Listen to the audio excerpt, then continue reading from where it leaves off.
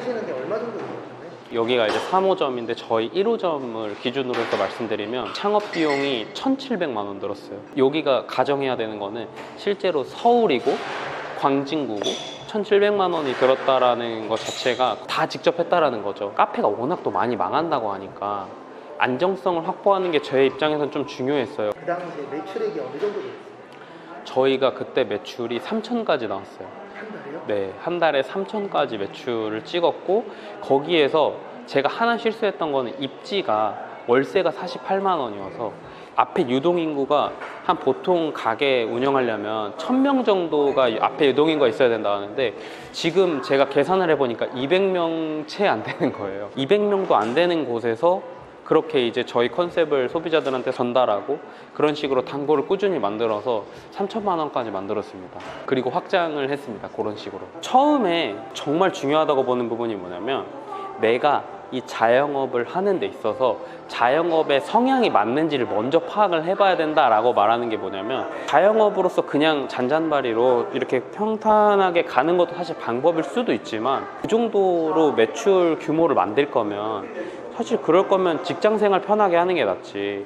자영업을 한다는 것 자체가 일정 부분에 남들과 좀 다른 이런 수준의 돈도 벌고 더 이제 성장도 하고 이러는 게 저는 좀 자영업에 좀 특화되어 있는 사람이라고 보는 부분에 있어서 투자하고 성장하고 이런 식으로 계속 시도하고 뭐하고 해야 되는데 안정적인 거랑은 확실히 좀 다른 것 같아요. 계속 시도하는 게 방법이다.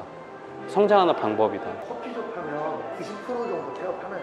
일정 부분 성공하는 카페들이 10%고 나머지 90%가 저는 이제 망한다라고 보고 있는데 그 90%는 뭐냐면 실제로 가게 매출이 나오기는 하는데 이익까지는 못 가는 그런 구조들이 생각보다 되게 많아요. 거의 90%는 망하는 형식들이 굉장히 많아요. 보통 근무를 직원으로 하면 8시간을 하는데 내가 사장이다. 그렇다고 하면은 좀 심하게 얘기하면 월화수목금토일 다 13시간 이상씩을 일하는데 직원 월급만큼도 못 가져가는 상황이 생길 수도 있어요. 그런 식의 경우들이 생각보다 되게 많아요. 특히 준비를 잘 안 하고 시작하는 경우는. 열심히만 하면은 가능하다라고 보지는 않고 그 방법을 알고 그거에 대해서 열심히 하는 게 중요하다고 생각해요. 내가 커피를 하는 게 어떤 목적성을 가지고 사실 커피를 하는가 이게 사실 중요하다고 생각해요. 본질적으로 내가 그냥 손님들한테 이렇게 커피만 파는 게 아니라 카페를 통해서 내가 어떤 것들을 전달하고 싶은지에 대한 이 메시지가 일단 있어야 된다고 생각해요. 그게 이제 자기 컨셉 그리고 이제 이런 매장을 통한 브랜딩 뭐 그런 부분으로 사실 오는 거거든요.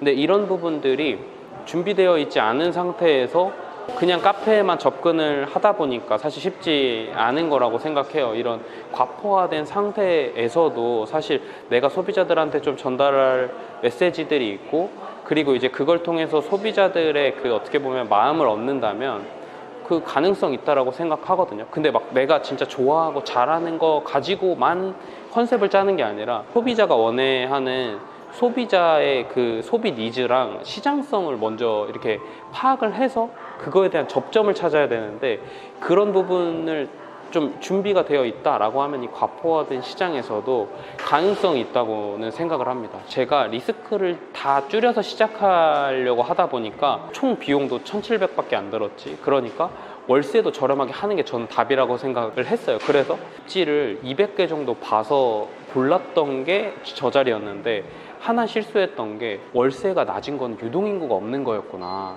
그때 한번 큰 실패를 하면서 제가 느꼈죠. 유동인구를 처음부터 그렇게 골랐다라기보다는 실수였고 지금 제가 여기 매장 같은 경우에는 훨씬 더 몇 배 높은 금액에 지금 월세를 내고 있는데 확실히 유동인구가 보장되어 있고 확실히 엄청 다르다. 그래서 그 처음부터 정해진 건 아니었어요. 실수였습니다. 커피숍이 그냥 내가 이 커피만 판매하거나 뭐 이런 게 아니라 마케팅도 해야 되고 커피도 팔아야 되고 직원들 교육도 해야 되고 커피 추출도 잘해야 되고 레시피도 만들 수 있어야 되고 전체적인 모든 부분들을 다 할 수 있어야 돼요. 개인 커피숍 하고 계시잖아요. 근데 왜 개인 커피숍 하지 말라 된다고 많은 사람들이 이야기하거든요. 일단 개인 커피숍 이 자체가 사실 좀 진입 장벽이 낮다 보니까 많은 사람들이 좀 그냥 쉽게 접근을 하는 것 같아요. 준비를 하고 시작해야 되는데 준비를 안 하고 시작하는 부분 때문에 이 하지 말라고 하는 그 이유가 제대로 좀 준비하고 시작하자라는 식으로 들어도 될 것 같습니다. 그러니까 시작하고 생각하는 분들이 생각보다 너무 많고 그런 부분들이 상담하거나 하면은 너무 많아가지고 그런 부분에 있어서 진짜 정신을 차리고 제대로 하게끔 유도를 좀 하려고 할 거면 제대로 하고 어려운 것도 알고 그거를 다 알고 나서 버틸 수 있다고 하면 그때 제대로 하자 이런 생각입니다. 베이커리 같은 경우에도 저희가 할 수 있는 것들은 이런 재료비나 이런 것들이 생각 이상으로 많이 들기 때문에 직접 다 이런 거 굽고 뭐 좀 객단가 올릴 수 있는 부분들에 있어서 계속 이런 시도들 같은 것도 해주고 있습니다. 커피숍 보면은 저런 걸 이제 완제품을 사다가 하시는 분들이 계시잖아요. 네. 그래서 객단가가 많이 떨어지죠. 완전히 완제품을 사다가 쓰면은 저도 그렇게 해봤는데 많이 떨어지고 완제품 받아서 쓰면은 마진이 봉투 이런 거 다 빼고 한 30%? 근데 만약에 로스가 났다 그러면 그냥 마이너스가 되거나 무가 되는 형식이에요. 그래서 가능하면 완제품이라기보다는 냉동 생지를 받아다가 직접 굽는다거나 인력이 조금 들어가더라도 그런 식으로 좀 해야 됩니다. 그럼 여기는 매출이 더 괜찮겠네요. 그쵸. 지금 여기 같은 경우에는 지금 저희가 1, 2, 3호점 운영하는 걸로 해서 지금 매출이 한 5천만 원 정도 나오고 있으니까 순이익은 대략 몇 프로 정도? 순이익은 로스팅을 하면서 재료비를 많이 세이브 시키고 있어요. 그래서 보통 카페가 마진 수준이 진짜 한 20%? 진짜 막 안 남다고 하면은 막 15%까지도 이야기하거든요. 근데 저희는 30%까지 나옵니다. 저희가 이것도 계속 새로운 시도하고 투자하고 그러면서 로스팅 설비도 갖추고 그러면서 기계들 같은 경우에도 지금 보시면 하나 둘 셋 네 대가 있어요. 기계가 그라인더가 4대인데 저게 그라인더가 지금은 다 400만 원대 하는 그라인더들인데 처음에는 100만 원대 그라인더로 시작해서 다시 팔고 또 사고 팔고 또 사고 이런 식으로 제가 재료비를 더 확보하고 돈을 버는 방법을 스스로 계속 투자하고 했기 때문에 지금의 이런 마진 구조를 계속 시도하면서 만들었던 거지 처음부터 뭔가 그냥 안주해 있다라고 했으면 아마 이 구조를 못 만들었을 거예요. 앞으로 개인 창업 하시는 분들도 투자를 많이 해야 되겠네요. 그럼요. 무조건 필수적으로 제가 이제 챌린지 하는 게 있는데 내가 성장을 하는 방법이 메타인지라고 하죠. 내가 뭔가를 알고 모르는 거에 대해서 그걸 아는 능력이 정말 중요하다라고 이야기를 하는데 내가 이걸 부족하다라고 하는 부분을 오히려 찾으려고 막 해야 돼요. 고객의 피드백 이런 거 너무 좋죠. 고객의 피드백도 일부러 막 받으려고 해야 되고 그런 식으로 내가 부족함을 찾아서 그 찾은 걸 가지고 보완하기 위한 이제 시도들을 하면서 성장하는 거예요. 제가 성장한 방법은 유일하게 그거 하나입니다. 매일 하루 지금도 똑같아요. 코로나 딱 터지고 20년도에 창업해서 지금까지 제가 하루도 빠짐없이 매일 하는 거는 출근 전에 저는 항상 제가 부족한 부분을 1시간 동안 매일 저는 체크해요. 뭐가 부족했고 뭐를 시도해야 되고 이거를 보완을 해야 되는 부분이 뭐였고 그걸 매일 1시간 동안 고민합니다. 유튜브도 보고요. 진짜 꿀팁인데 찾는 방법이 꼭 카페를 운영 안 하실 수도 있잖아요. 그러면은 찾는 방법이 네이버 카페에 사장님들이 모여져 있는 그런 플랫폼들 같은 게 있죠. 뭐 아프니까 사장이다 뭐 혹은 프로페셔널 바리스타 뭐 이런 카페들이 있거든요. 그런 곳에 들어가서 사장님들이 어떤 힘듦을 얘기하는지를 보고 저는 그거를 미리 파악해서 나 이거 모르는구나 수정해야지. 그러니까 완전히 그 보물인 거죠. 다 유튜브에도 카페 창업 이런 식으로 적어가지고 거기에서 이제 망한 사람들 뭐 안 망한 사람들 다 글이 나오니까 거기서도 보고 거기에 리뷰 보고 하면서 나 이거 못했던 건데 보물이다 생각하고 수정하는 거예요. 그러니까 그 과정을 매일 반복해 보세요. 그러면은 달라질 수밖에 없고 저희 매장 같은 경우에 특히나 또 지금 손이 많이 가는 메뉴들이 엄청 많아요. 프랜차이즈를 이기는 방법이 뭐냐면 프랜차이즈가 감히 따라할 수 없는 퀄리티 수준을 만드는 거. 저희는 그래서 아메리카노 한 잔을 나가더라도 에스프레소 비커가 따로 나가요. 저희 컨셉이 연구실이라는 컨셉이 있다 보니까 에스프레소 비커에 에스프레소 따로 담아주고 크림 커피를 하면 크림이 따로 나가고 우유 같은 경우에도 우유, 두유, 오틀리라고 해서 귀리 우유, 저지방 우유가 고르는 게 4가지예요. 그러니까 뭐 그런 식으로 후킹할 수 있는 부분들을 이렇게 계속 줄 수 있는 거, 프랜차이즈가 감히 따라하지 못하게. 레모네이드 하나를 하더라도 저희는 레모나 얼음을 얼려요. 그래서 레모나 레모네이드를 만들고, 청포도 에이드 이런 거라고 하면은 실제로 청포도, 생청포도를 사서 그걸 얼려요. 그래서 그런 식으로 엄청나게 높은 퀄리티, 소비자들한테 어떻게 하면 기억에 더 남을까? 소비자들한테 어떻게 하면 조금 소비자들의 마음을 얻을 수 있을까에 접근을 하는 게 정말 중요한데, 저희는 저희 슬로건을 소비자들한테 어떻게 좀 전달할 수 있을까, 이거에 포커스가 굉장히 많이 맞춰져 있고, 메뉴들 같은 것도 그래서 좀 소비자분들한테 기억에 오래 남게, 크림도 따로 주고 이런 과정도 조금 더 어렵지만 그렇게 이제 기억에 오래 남게 만들어주고, 이런 것들이 다 사기 스킬이라고 생각해요. 그렇게 발전하면 개인 카페가 성장할 수 있습니다. 근데 이게 어려운 게 자영업의 성향이랑 안 맞는 경우들이 많아서, 그래서 말씀드리는 게, 처음에 그걸 판단하는 게 내가 자영업의 성향에 맞는지, 내가 해야 되는 카페가 개인 카페인지 프랜차이즈인지, 그리고 내가 지금 가지고 있는 예산이 얼마인지, 그거에 맞게 그 기준을 어느 정도 세울 수가 있어요. 그런 부분을 가지고 컨셉 같은 경우에도 딱 이렇게 만들고, 컨셉을 가지고 시장성, 그 소비 니즈까지 판단해서 그거에 대한 접점을 찾고, 그거에 대한 부분을 소비자들한테 어떻게 더 잘 전달할까, 어떻게 더 잘 액션을 해서 기억에 오래 남을까 하면서 접근하고 내가 문제점 찾고 나아간다고 하면은 개인 카페가 잘 될 수 있습니다. 이게 진짜 어떻게 보면 쉽고 당연한 건데, 이게 진짜 사기 스킬이 그게 끝이에요. 문제는 그거잖아요. 사장님의 시간을 갈아 넣어야 돼.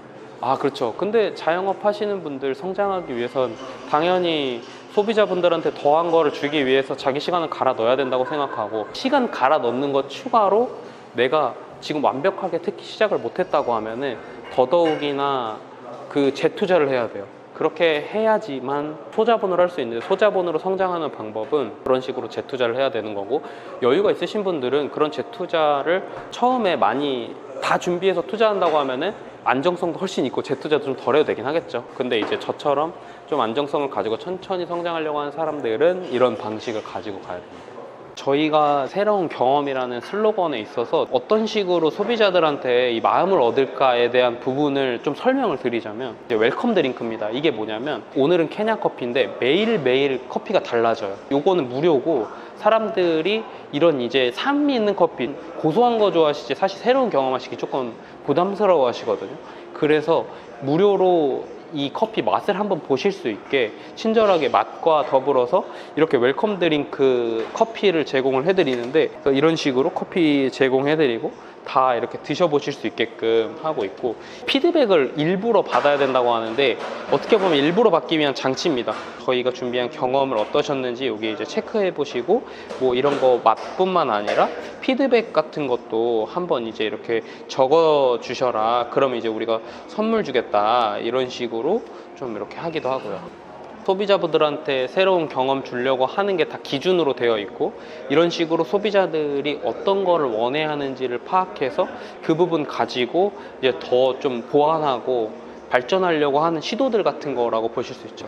저희가 소비자분들한테 좀 또 더 합리적인, 단골분들한테 더 합리적으로 뭔가 제공하기 위해서, 이것도 좀 마음을 얻기 위한 거죠. 포인트 적립해서 단골분들 더 혜택 받을 수 있게 더 적립해드리고, VIP 하시면 뭐 저희가 이런 금액 상관없이 15% 적립해드리고, 이런 식으로 하는 혜택들, 그러니까 이런 시도들이 엄청 많아요. 이거 같은 경우는 매장에서 드시면 리필도 이런 식으로 해드리고, 그리고 이제 영수증 리뷰 하시면 이제 선물도 드리고, 이런 식으로 마케팅적인 부분도 좀 하고 있고요. 이게 보시면 이게 조금 소비자분들한테 마음 얻는 데 있어서 이게 제일 중요한 건데, 아메리카노, 라떼, 콜드브루 가격이 이렇게 동일한데, 이게 동일한 이유는 이게 이제 저희가 가격적인 부분이 새로운 경험하는 데 있어서 제약이 되면 안 된다고 생각해서 이것도 맞춘 거거든요. 커피 같은 경우에 고소한 맛, 더 고소한 맛, 과일 맛, 디카페인, 스페셜, 이렇게 해서 5가지 종류를 금액추가 없이 고를 수가 있어요. 그러니까 이런 것도 저희가 이제 소비자분들한테 마음을 얻기 위한, 어떻게 보면 저희 경험을 보여주기 위한 행동들이고, 이거 밑에 있는 4가지는 사이폰이라고 하는 추출 도구로 내려드리는 건데, 케냐, 에티오피아, 과테말라, 브라질, 그리고 스페셜 콜롬비아 리치라고 하는 커피까지 해서 5가지 해가지고 지금 총 가지수가 10가지입니다.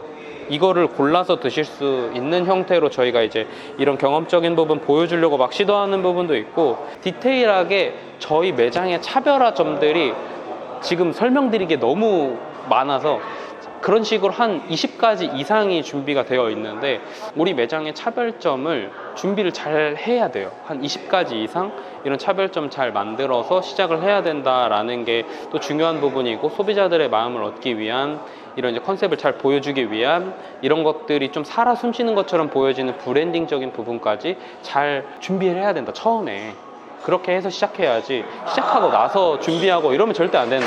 그리고 이런 부분들은 제가 여태까지 고등학생 때부터 지금이 되기까지 커피만 했던 저의 이제, 그리고 성과도 내고 커피만 했던 제 전문성을 가지고 제가 만든 거기 때문에 그게 남들이 사실 따라하기도 좀 어려워요. 비슷하게 얼추 따라한다고 하더라도 속에 있는 부분까지 따라할 수는 없을 거거든요. 그런 식으로 이 컨셉이라고 하는 부분이 굉장히 중요합니다. 저는 고등학생 때부터 알바도 커피만 하고 일도 커피만 하고 군대에 가서도 커피 자격증을 따갖고 나올 정도로 커피만 했어요. 저는 모든 것들이 커피에 대한 포커스가 맞춰져 있고, 그렇기 때문에 제 전문성이 커피가 된 거지 무조건 카페에서 커피를 팔아야 된다 이건 아니에요. 내 전문성에 맞는, 시장의 니즈에 맞는 걸 판단하는 게 중요한 겁니다. 몇 년 하신 거예요? 한 10년 넘었죠. 이제 10년 넘었네. 이제 29 아니실 거예요?